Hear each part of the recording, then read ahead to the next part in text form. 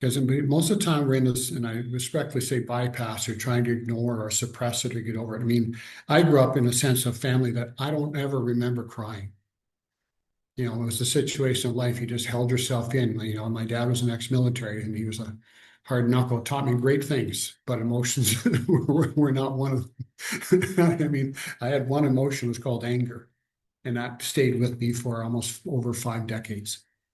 So understanding how this stays in your body, the long-term effect of that. So when we look at the situation where you say, we've addressed it, I have this feeling, then we say, I choose to love and accept myself. Well, how much of that is true? And you can say, I don't. Because many of us grew up not able to accept ourselves or even honor ourselves in any way. So we say, I don't accept myself. I don't like myself. Is that your truth? That's your truth in the moment. Because, you know, when we acknowledge that first piece, you're finally starting to speak to the energy in your body and some of those core little beliefs we have, maybe identities, inner child, whatever.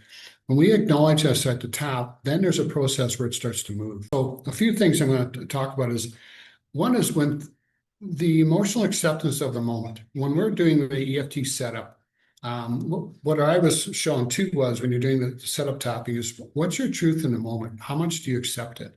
Because I think that's the point when we say stop managing emotions and start moving them, getting to the core of what is we need to look at. So being the truth of the moment of that acceptance, some of it's just I accept the point that I'm really angry and I'm fed up with myself. I don't like it.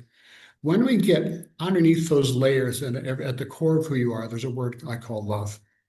When you can find that with the work, you can touch sometimes. Many people never get to touch that, but when you do touch it in your own life, it's something very special to say that I can feel this love of myself with myself. So in that space of acceptance, sometimes we acknowledge ourselves too.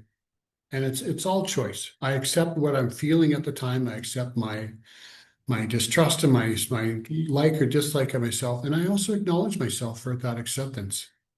Because it's a way of just honoring and having that deeper connection. You know, and it's all a part of the process. And again, it's all choice.